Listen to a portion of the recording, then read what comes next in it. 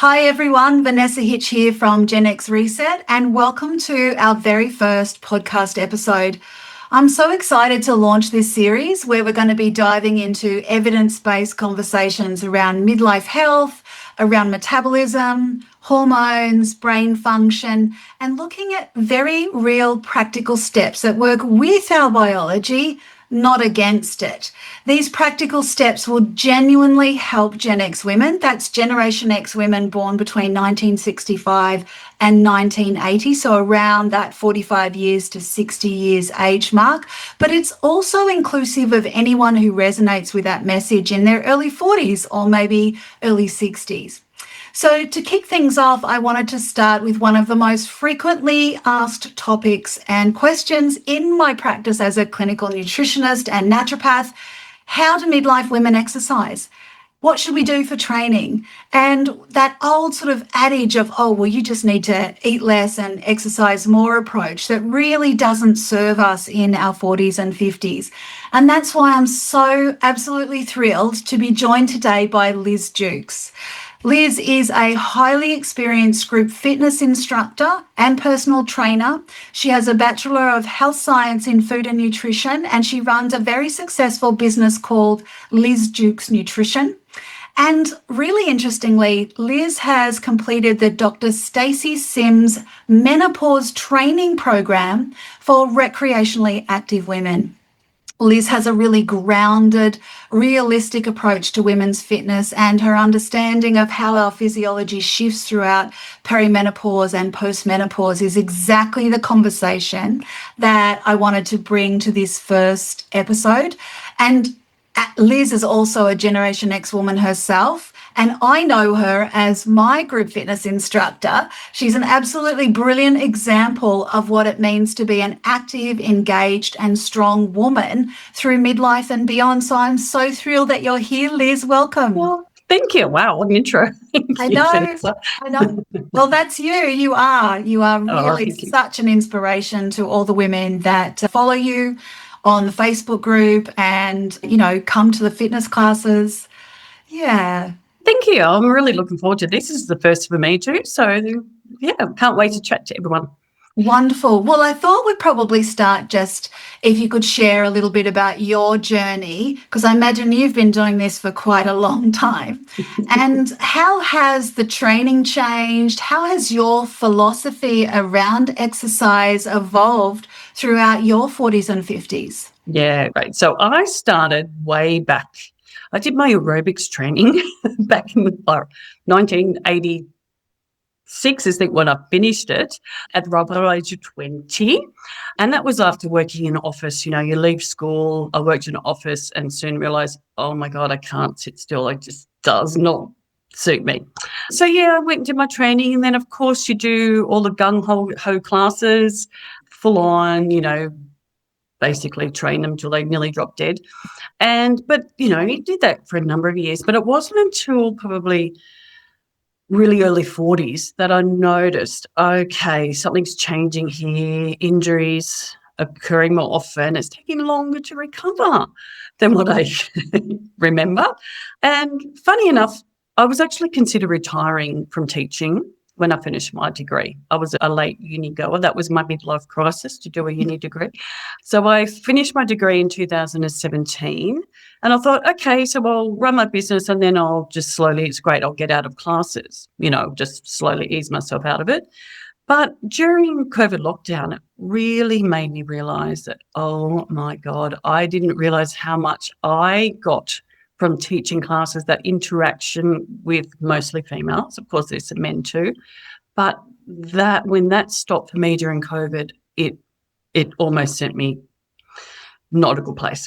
So then I reached out to some people and said, hey, you want to do some Zoom classes from home? And that honestly saved my sanity as much as they told me it saved their sanity. So this is why I'm still going to this day. And now my training, I guess my philosophy has changed because as we get older, like I'm 59 now, and I feel like some weeks I wake up with a new injury. There's no way as my 20, even 30-year-old self, I would have really considered. I mean, I remember hearing older women saying, oh, my knee hurts, my shoulder hurts. You kind of go, oh, okay, well, just modify if you need to, and not really giving them any meaningful options. But now, like I'm sitting here, I've got my shoulder taped. Probably can't see that skin color. Yeah, I've got my ankle taped because of the very start of frozen shoulder starting to happen, which I've had previously. So now I know, having lived it, what options and what examples to give to people, the real stuff that helps. And I also love, I guess, educating people in my classes. So, why I use that time to teach women especially, like we can't keep doing the same old. It just clearly doesn't work. Yeah, gosh. And sounds like it really inspired you to look after yourself, but also to look after all the women that you're serving. And absolutely, yeah. And I think, being up there on stage teaching classes with an injury and modifying, I said to them, guys, I'm not just all talk. I'm injured today. I am not going to lift heavy if it's a weights-based class. And that gives them, and it just shows them they can still exercise. They don't have to stop. You can just modify.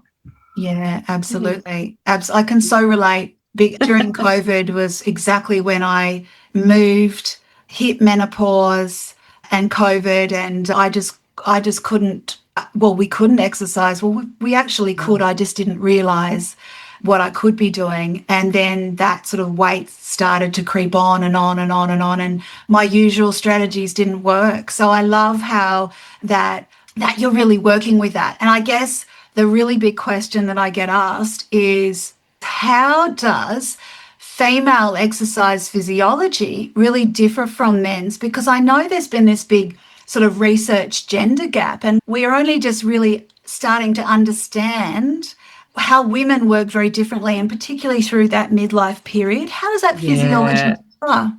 Absolutely. So I guess the basics, men have a lot more testosterone, so they build muscle easily. And for women, certainly before menopause or perimenopause, estrogen is our form of testosterone to help build muscle.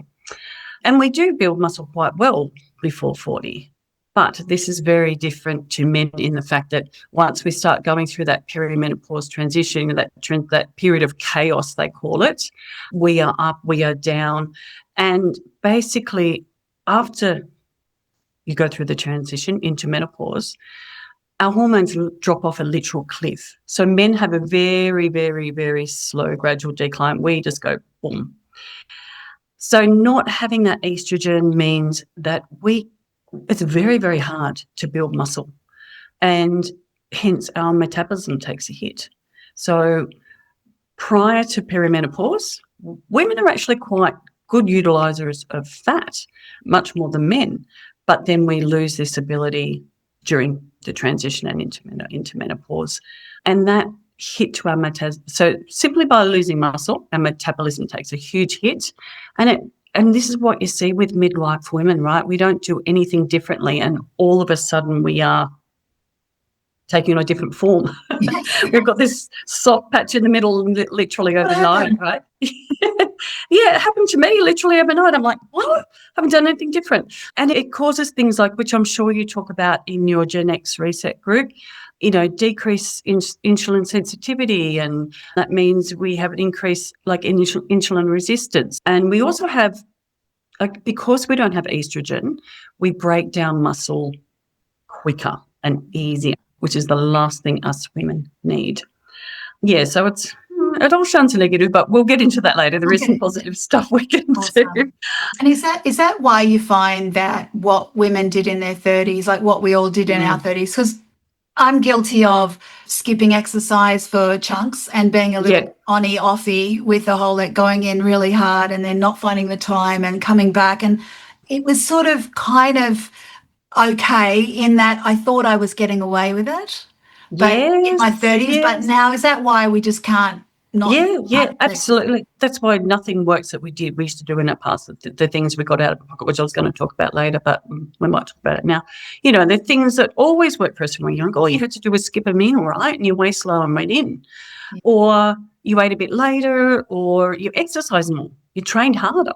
And, oh, yes, my waist load's got in. That doesn't happen because our metabolism was working so different. The estrogen's gone, left us.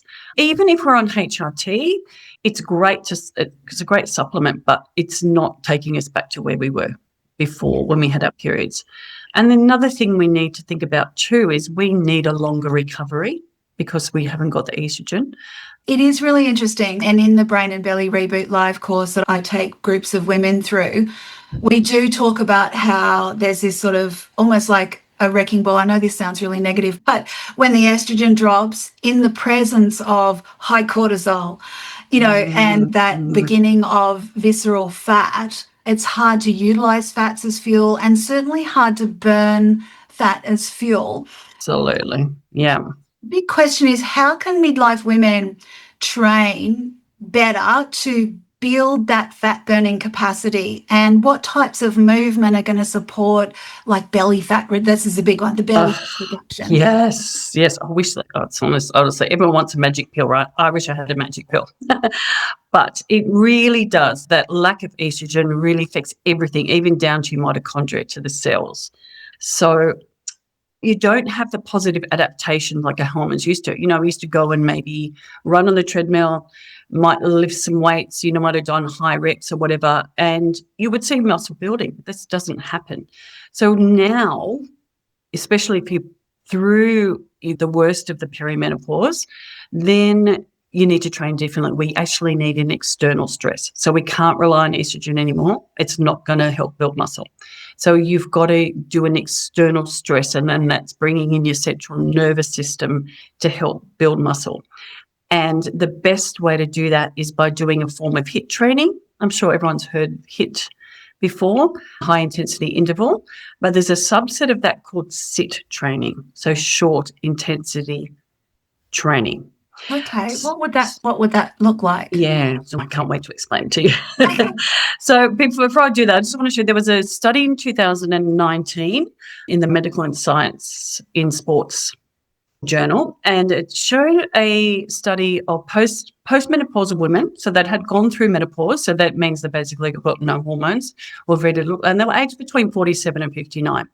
Now, all they did is they performed 20 minutes of SIT training. So what that is, so 8 seconds of really hard work. So I'm talking about 85% of maximum heart rate. So you basically work as hard as you can on a stationary bike for 8 seconds, and then you back it off for 12 seconds. So it's a bit of watching the clock. Mm. And they just did that for 3 times a week for 8 weeks, right? And in that 8 weeks, they lost fat, gained muscle, and improved their aerobic capacity by 12%.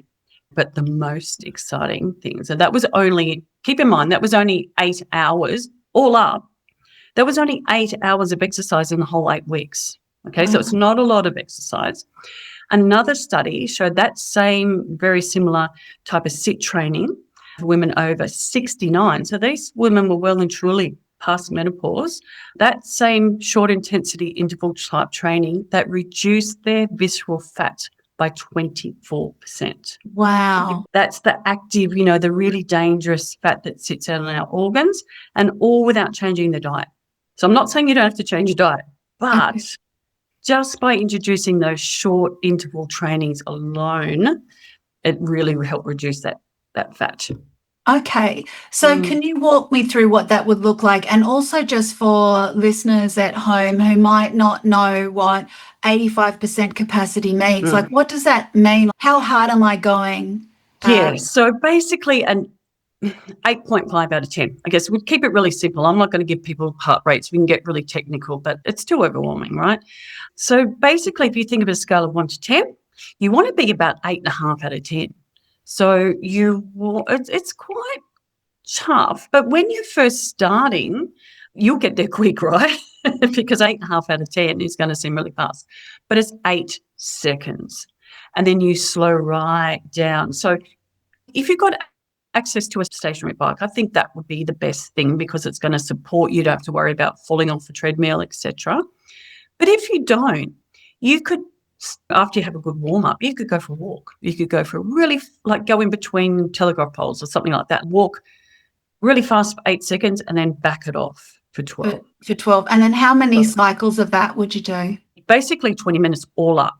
But when you're first starting, you'll be lucky to get 20 minutes out. Okay. Wow. Yeah. If you're working 8.5 out of 10, that can be hard to do. So aim for 20 minutes. If you're going to get 4 or 5 reps out, that's fine. Absolutely fine, because then you can add another rep. You do 5 maybe next time. Then next time maybe you might be able to do 6.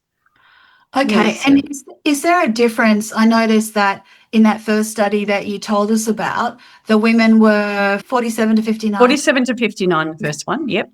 Okay, so would there be any difference for the perimenopausal women who are still menstruating versus the postmenopausal women? Well, probably in the fact that if you're still in perimenopause, you probably still got some benefit of your hormones, right? It just depends. One day they're up, one day they're down, depending, and you never know when that is. So you could still have some great benefit. But the thing about this study being on postmenopausal women is that it shows these women have got nearly no estrogen going through their body, and they have gotten those results. Yeah. So without the help of hormones. Okay. So just shows you the benefit. So yes, you will probably get the same, if not even a little bit better if you're still in perimenopause.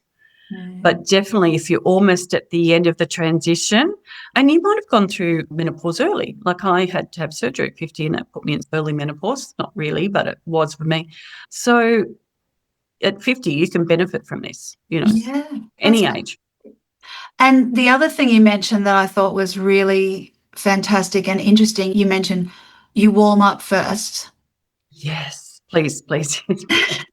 So don't just get on the bike. Yeah, right, Liz said I've got to go 8.5 out of 10. Please don't do that. You've got to warm up. So go, just go for a bit of a walk. I'm very much into, as I'm going to talk later, possibly, could talk about it now, is about mobility and warming up your joints. So warming up your joints through a full range of movement for what's to come. So if you were going to jump on a bike, you would maybe stand, hold it against a wall, and maybe swing your leg, carefully, just forward and back within reason. And then the other leg, you could swing it out to the side and to the back, just warming up that full hip movement of the hip joint for the movements to come. If you're not into that, it's okay, but just definitely walk first or get on the bike first and just go through a really low resistance for at least 5 minutes. Yeah. Okay. Yeah. Oh, that sounds good. And they could do that on a treadmill or just walking really quickly If you've got a cross trainer or elliptical, you could do it on a rowing machine. I know so if you've got equipment at home, it's great. If you have access to the gym, it's easy. But for those women who don't have anything at home, definitely a walk. You could probably, if you're a swimmer, you could probably do that swimming, right? If you have a really good warm-up, if you do freestyle, you go, warm up for 5 and then sprint for 8 seconds and then back it off. You might just have to count in your head. It's a bit hard to have a timer in the water. Yeah. Yeah, just try and keep it, don't overcomplicate it. I think that's a thing. Yeah. Yes, certainly start by walking. Please, I would never say get on a treadmill and try running. If you haven't run before, don't. I used to be a runner, so I wouldn't even get on a treadmill and try that because you've got the worry of just being unstable on that, especially trying running. And then you've got the chance of falling off. So we don't want that. Unless you're a runner, it's different. Yeah. And I recently tried just doing some very light jogging on a treadmill and came back sort of a little bit clunky and ouchy. But also in the classes, I know before the classes you say, has anyone got any injuries? And now you say, that I don't know about, because everyone's, blah, blah, blah, blah, blah. I've shared with you about some of my injuries, and probably because of my tendency to go gung-ho. But for everyone listening, what are some of the common mistakes that you see midlife women making that will really lead to either injury or also burnout? Yeah, and I think that's a thing, going gung-ho. We make this decision to start working out, so we just go for it. But we can't, it's not in our best interest unless you want to make the physio rich like I am. So I think I'll pay for a few overseas holidays, actually. But just take it easy. So whether you decide to do this outside in a park or just go for walks every day or join a gym, you've got to treat yourself like a beginner, right? Injuries are too expensive and too long now, take too long to recover from. So I teach body pump classes, which are, choreographed weight training, which is a great way to learn how to lift weights. But so often I see, well, not so much women, mind you, but every now and again you see people pick up heavy weights, even from warm-up. I'm like, that's not a warm-up. You're going to hurt yourself. So, yeah, just treat yourself like a beginner, right? Don't be the rush. No one cares what weights or what intensity you work out of. You've got to look after yourself. That exact thing happened where I went into the pump class, worked too hard, hurt my wrist, and then I couldn't go for such a long time. Yeah. I understand resistance training is what we all need, apart from the sit that you've just explained, which I think is amazing. Absolutely. Yeah. We all need to build muscle, right? 100%. So when we were younger, if you ever worked out at the gym, it was always hypertrophy. So between 8 and 12 reps, 3 sets, maybe up to a minute rest. That worked fine while we had estrogen. The amount of estrogen we have left now, even if you are on HRT, it's quite low. So it's very, very difficult to build muscle. So now women need to actually lift heavy. So I understand that's a bit scary if you haven't done it before. And I would only recommend that, once you've been training for a little while, you make your way up to that. But once you're up to lifting heavy, we're talking about 5 reps maximum. And you're at the end of 5 reps, you can hardly get any more out, as in there should be maybe 2 reps in reserve maximum and a full 2-minute rest. But for those of you who are just starting, don't worry about that yet. We're going to get to that. You would just start with some body-weighted exercise and some really practical, functional full body exercises like body-weighted squats. We've always got to be able to get up out of a chair, right, or up out of a lounge. Yeah. So if you stand up and almost sit your bottom back into the chair, but don't quite, and then stand up again. Things like wall push-ups, okay, that's really functional to work your chest and shoulders. If you can get down on the floor push-ups for your knees, fantastic.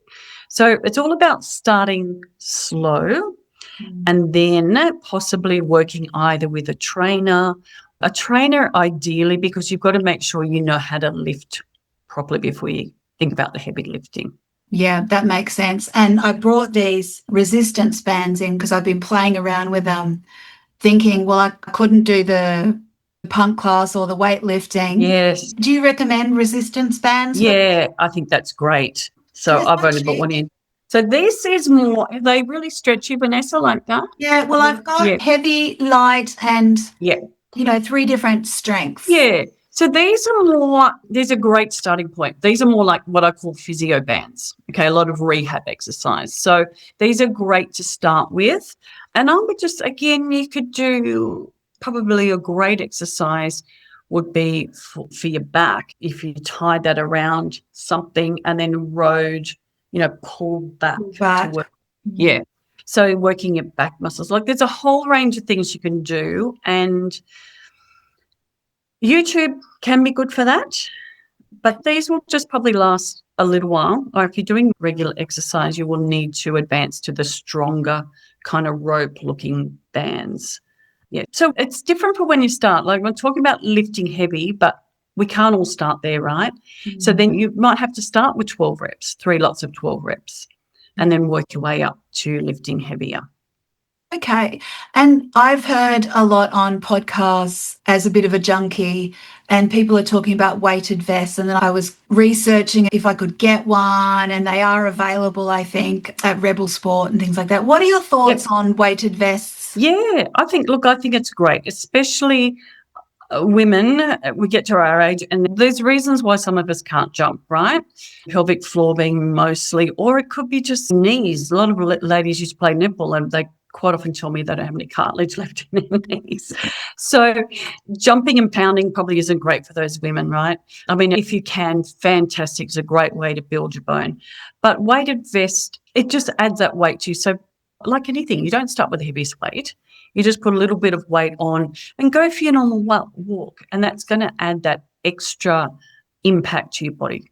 Yeah. If you wanted to, you could kind of stomp with it, not the whole walk, but you could do some sections in your walk where you actually stomp your feet with it. And that's impacting the bones. That's how they get stronger. Yeah. Does that make sense? Yeah, it does. And do you find many postmenopausal women are actually getting bone breakage because of that lowered bone density? Oh, yeah. And a lot of women have said to me, oh, my God, I've just found out I'm osteopenic. And they're quite fit ladies. And I'm thinking, but because they've always just done maybe yoga type classes, or they've just done cycling, but they're all very, very healthy for us, but it doesn't involve impacting the bones. Yeah. And they're really quite scared, or it's not until they've actually broken something and they've found out they're osteopenic. So it's a bit scary. Yeah. So impact is really important. And that's why I teach body step classes. I'm a step girl from, I don't know how long ago, since the 80s probably.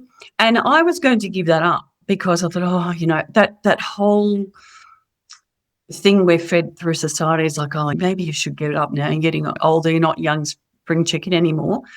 But now I'm seeing more and more women who are surprised with their bone density results. I thought, no, I'm going to keep it up. Yeah. He's 60 next year and I'm still teaching step. Excellent. I love step. I haven't got any evidence. I haven't looked up the science, but I feel like the whole left, right, and having to map it out, I think it helps your brain integrate. Oh, absolutely. Well, definitely. Anything where you got to think left, right, and coordination using brain cells is great. Right. Well, I love that we've given a shout out to step classes because I absolutely love it. And if you come to my step classes, you're going to get old school music, right? That's right. Yeah, I love that too. Yeah. So most of the women in our GenX Reset community, they're not recreational athletes. They haven't been doing any exercise or a lot of exercise. They're extremely tired, extremely stressed with that high cortisol, and they're often at metabolic risk. Should their exercise program differ in terms of their starting place when you compare them to highly active or recreationally athletic women? Yeah, look, I think it's pretty much what we said before. Just start easy. Don't think it's got to be perfect and don't overcomplicate things. I think as women, we think, oh, it's all too hard. Where do I start? Just, number one, be kind to yourself. And I think it's important to know that the fitter you are, the actually more energetic or more energy you have. So initially just the thought of getting out there and exercise can be exhausting. But once you do exercise, you get over that initial, oh, gosh, that was hard. It gives you so much more energy. So energy makes energy. So even if you just tell yourself, you know what, I'm just going to get up, I'm going to get dressed instead of what you normally do, like get dressed into some gear you will walk in and just say, okay, 10-minute walk. Yeah. And even if you start with that, or if you can't walk for if it's raining, maybe you could YouTube a really easy yoga class in a 10-minute thing. So anything just to go, yes, I started my day on a good note. Yeah. I think I love that. One of the things that we talk about in some of the groups that I run is that often change doesn't happen in isolation. I think that's why I love the group fitness and I love coming to the gym or getting a personal trainer or somebody that can give me some gentle accountability. So even, do you think just getting a buddy that will force you to go up? Yes, absolutely. I'm glad you brought that up. I did have that in my head somewhere to remember. But yeah, training with a friend, you do keep each other accountable, and it's just such a great feeling. Then you can, It can also be a mental health thing. You can share what you're going through or have a laugh. It's just there's nothing like working out with either one friend or a group of friends.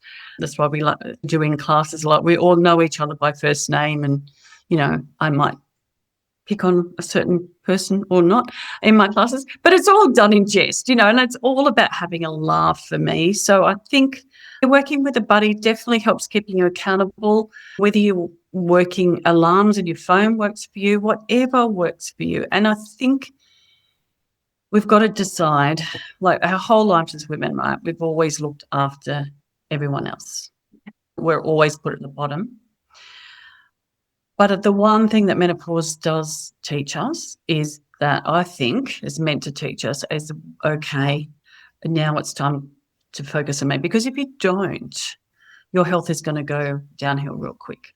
So if you make that decision that you are worth even just 10, 15 minutes a day, go for a walk, do some yoga, go for a swim, whatever works for you, I think that is just a really good start.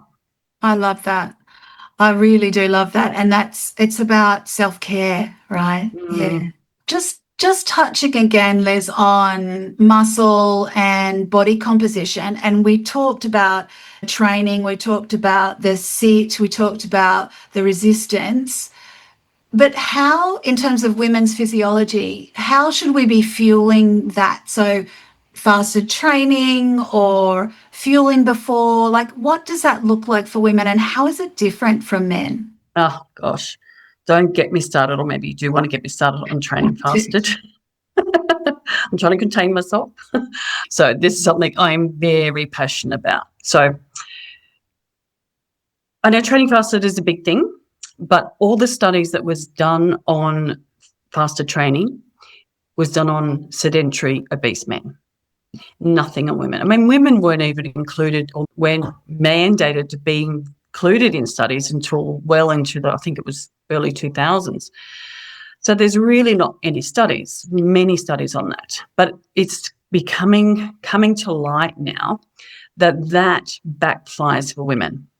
Okay, so men are lucky. They can actually drop their calories quite low without being negatively affected. Women cannot. So it backfires on us because when we're in this period of chaos of perimenopause and postmenopause, this applies too, our cortisol, which is mentioned, Vanessa, goes up. We are in this sympathetic drive all the time, or quite often. It's very hard to get out of that sympathetic drive. So the longer we go without food, we stay in that sympathetic, that flight or flight mode. So stress, cortisol. And so by not eating, we're circulating that cortisol for longer and literally feeding it without food, feeding that cortisol to stay higher. And without food, your body cannot adapt to the changes and any changes you've done exercise. So I know some women still think it works for them. They fast, they come and do a workout, and then they'll put off having breakfast for hours. And that's one of the worst things you can do. So post-exercise for women, we have a much shorter window before our muscle starts to break itself down. That's the last thing we need because we lose muscle so quickly anyway. So basically, we need to offset that muscle loss from lack of hormones by eating protein and eating carbs. So it's not just, I know it's protein's all the thing, but carbs is just as important. Is that before as well as after? Yeah. So basically to get yourself out of that sympathetic drive is you need to have something, ideally, it doesn't have to be a big meal, but something small before exercise. So it's called bookending your workouts. So something small before you exercise. So it can be coffee with some protein powder. It can be just a small handful of dried fruits and nuts. So something small, not right just before you exercise, a good half an hour or so before. And that's just enough to signal to your brain, oh, okay, some food's come in. I can calm down now.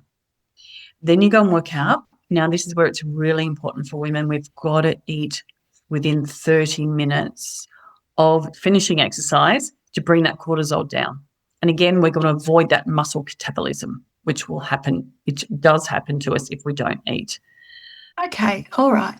That's good to know. And then one thing that we haven't talked about yet is we've talked about the sit, we've talked about the resistance training and even the resistance band, we've talked about prevention of injury.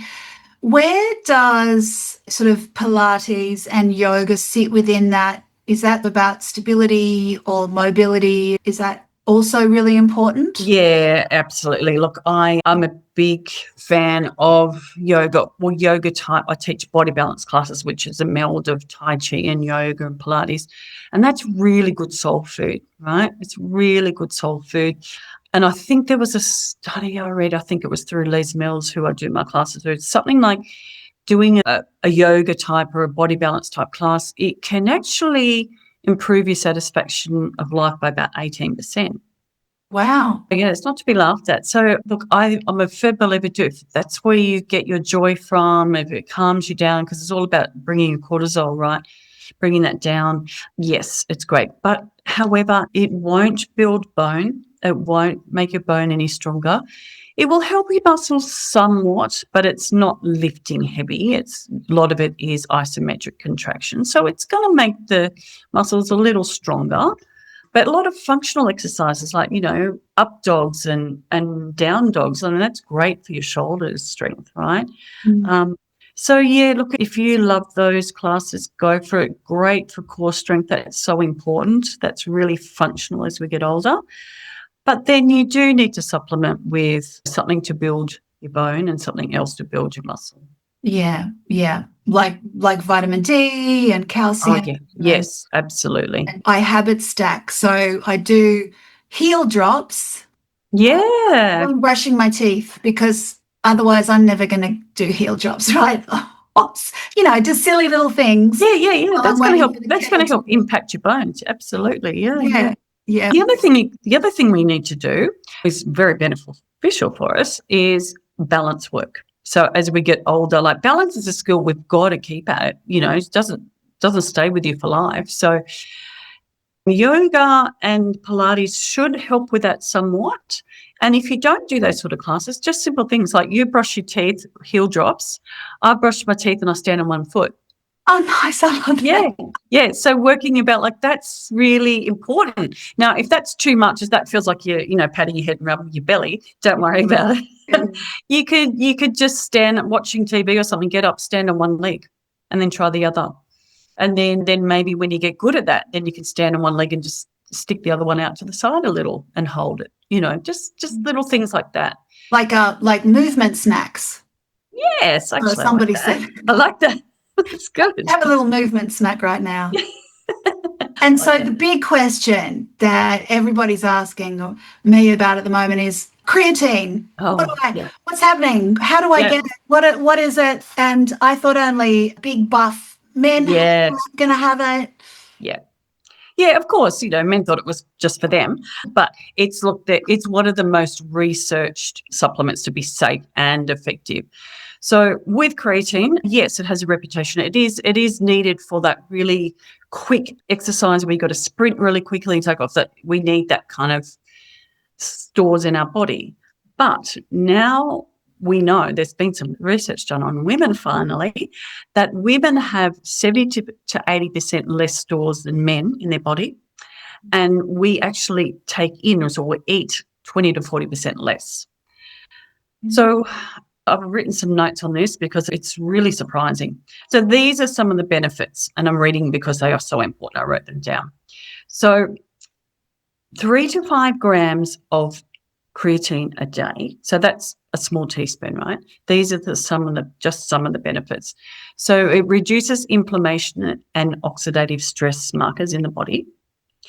It increases growth factors, so IGF-1 and other growth factors which promote muscle protein synthesis, so building muscle, yes.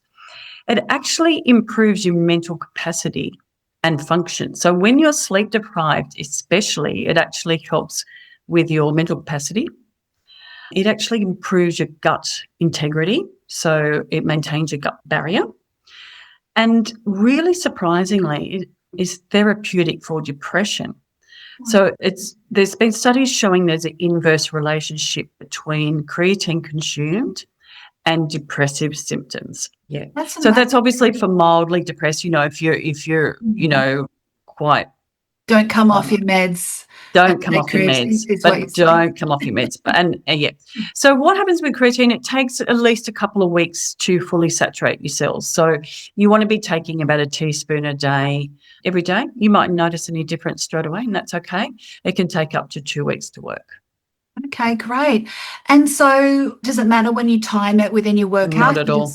Yeah. Not at all. No, it does not matter because it's got to be uptake by the cells. It takes time for that. You can have it anytime.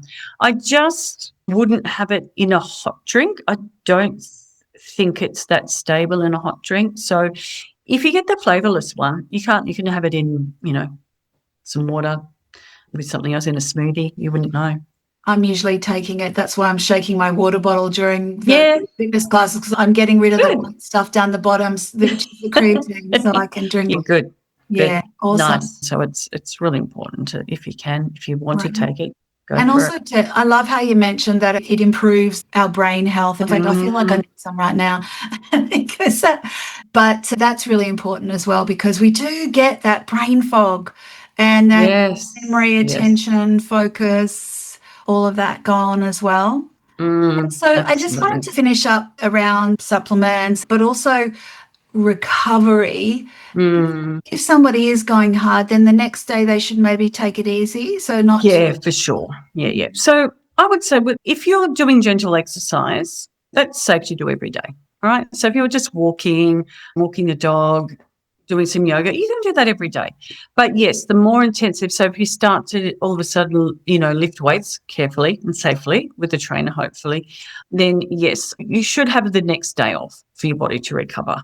And what I'd say, rest days, use as days for mobility work. So that's stuff I was talking about before. So you can do, you can have, I've got that little roller here. You can do those foam rollers. I have tight spots everywhere. So I'm rubbing this into my back. I lean on against a wall. That's really important as your recovery to help the muscles relax. And you can do other mobility exercises like, we said some shoulder rolls, some really good stuff for your hips, seated, have your legs in 90-90 and just do some beautiful little movement side to side. That sort of thing. It's self-care, right? And you're taking care in your day off, you're taking care of your body. So if there was a message or some things that you could say to GenX women that they could do starting right now, today, tomorrow, what would they be? Okay.